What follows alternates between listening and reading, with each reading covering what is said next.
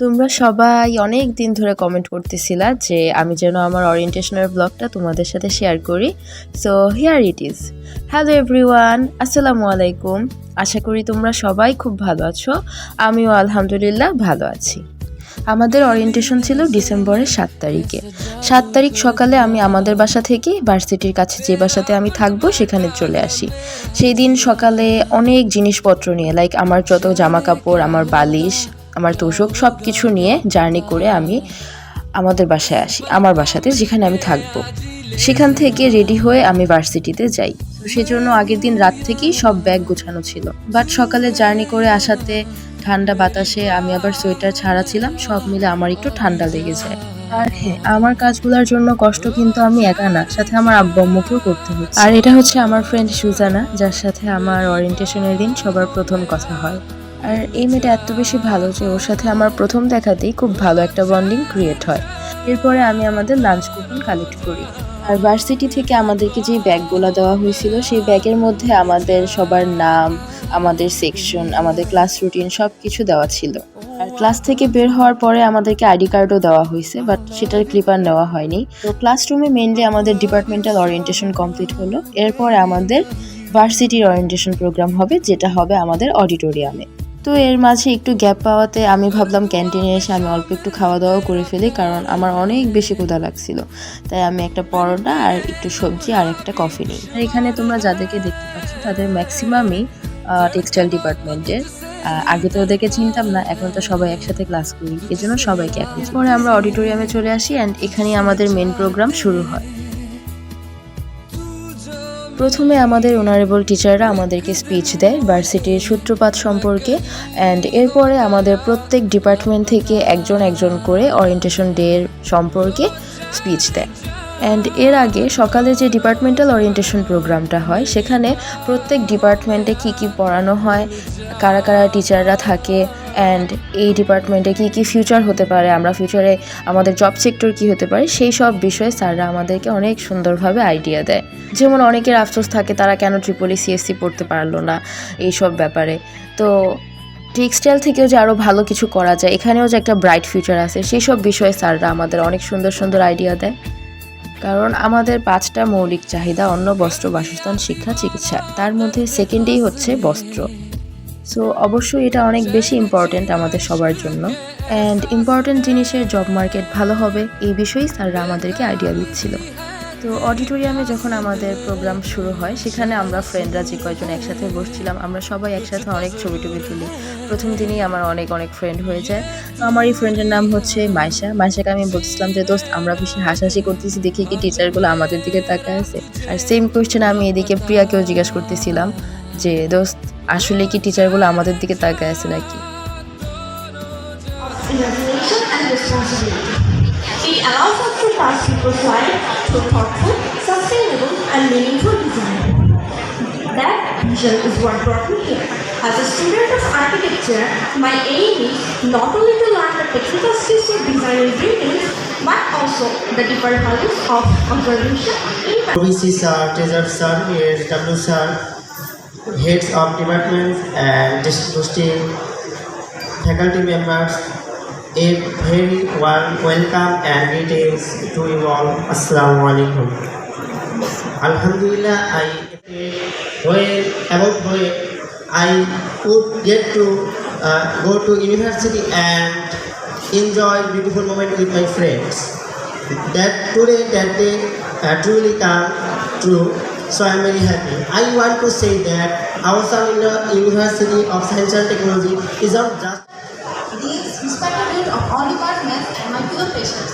My name is Samha Adnan and it is an honor to stand here today as a fresher of Civil Engineering Department at Asarullah University of Science and Technology. For many of us, getting into OS is not just a proud moment, it's a relief. After months of exams, stress and uncertainty. Choosing the right institution is another vital decision for us. This is precisely why the decision was made to Asarullah University of Science and Technology. Because this institution stands for discipline, academic seriousness, and a culture. A discipline that shapes everything from satellite communication to far discipline. University of Science and Technology. My name is Mashafi Devarman and I proudly represent the department. Chief guest, second chair, Pro Vice Chancellor, sir, Advisor of Students Welfare, sir, respected deans, heads of all departments, faculties, fellow freshers, and everyone present here. A very good morning to you all. I am Muhammad Taslim Islam Taj, proudly representing the Fresher Batch. Different women come together and make our story complete.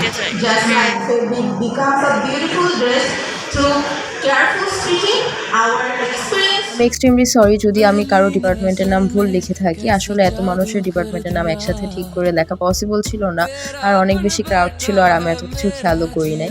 সেজন্য আমি sorry যদি ভুল হয়ে থাকে, সেটা ইচ্ছাকৃত না, তোমরা কমেন্টে ঠিক করে দিও আমাকে। তো এরপরে আমাকে আমার আব্বু আম্মু বারবার কল করতেছিল যেন আমি আব্বু আম্মুর সাথে দেখা করি, কিন্তু আমি তো ছিলাম অডিটোরিয়ামে, আর আমি সেখানে ফোনে আমার আব্বু আম্মুকে বলতেও পারতেছিলাম না যে এত মানুষকে ওভারটেক করে আসা আমার পক্ষে পসিবল না।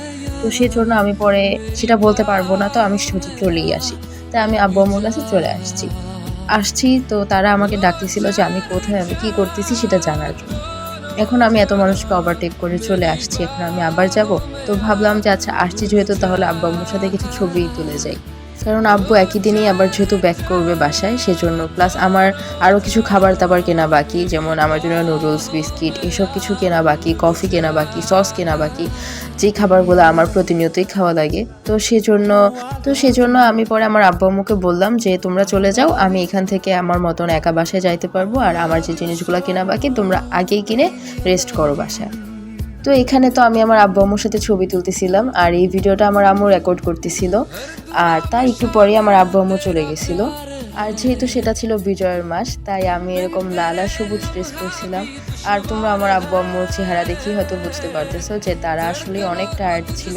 ইভেন আমার চেহারা দেখেও হয়তো বোঝা যাচ্ছে যে আমিও অনেক টায়ার্ড ছিলাম। প্লাস আমি সেদিন অনেকটা অসুস্থ ছিলাম, আর সেই দিন যেই পরিমাণ ঠান্ডা আমি লাগাইছিলাম, আজকে পর্যন্ত সেই ঠান্ডা আমার কমতেছে না।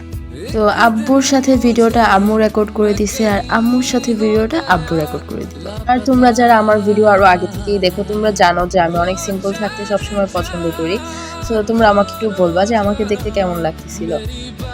আর আমার যদি কোথাও কোনো জায়গায় কোনো কিছু আমি ভুল করে থাকি, প্লিজ আমার ভুল ত্রুটি ক্ষমা সুন্দর দৃষ্টিতে দেখো, কারণ আমি কাউকে ছোট করার জন্য বা কাউকে কষ্ট দেওয়ার জন্য বা ইচ্ছাকৃতভাবে কোনো কিছু ভুল করি নাই। আমার ভুলটা ধরায় দেওয়ার ট্রাই করো। আসলে সেই দিন সকালেই আমরা জার্নি করে আসছি, আবার আসার পরে আম্মু জিনিসগুলো সব গুছাইছে, সেখান থেকে রেডি হয়ে আমি আবার ভার্সিটিতে আসছি।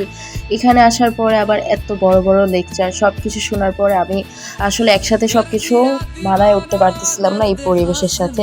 আমার অনেক বেশি মাথা ব্যথা করতেছিল, আর অনেক বেশি টায়ার্ড ফিল করতেছিলাম আমি। তো ওই টাইমে না আমি আমার আব্বু আম্মুর সাথে একটু রাগ করছিলাম যে তোমরা কেন আমাকে এতগুলো মানুষকে ওভারটেক করে তোমাদের কাছে আনাইলা। আমি তো বলতেছিলাম যে আমি আসতে পারবো না, কিন্তু তারা তো আর আমার কথা শুনতে পারেনি, সেজন্যই তো আমাকে ডাকছে। তো পরে আমি রিয়েলাইজ করলাম আর গিল্টি ফিলও করলাম যে আমি শুধু আমার আব্বু আম্মুর সাথে রাগ করলাম যে কেন আমাকে উঠাইছে। কারণ আমি যদি তখন নাই উঠতাম, তাহলে আব্বু আম্মুর সাথে এই সুন্দর ছবিগুলোও আমার তোলা হইতো না। আর ভার্সিটির ওরিয়েন্টেশনে আব্বু আম্মুর সাথে ছবি তুলতে না পারলে এটার একটা আফসোস সবসময় থেকে যাইতো।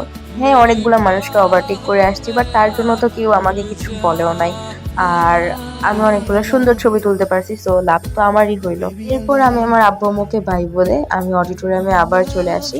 এতগুলা সিট ওভারটেক করে আমি আবার আমার সিটে এসে বসি। এরপর এখানে আমাদের সব অনারেবল টিচাররা যারা স্পিচ দিছিল তাদের সবাইকেই প্রাইজ দেওয়া হচ্ছিল।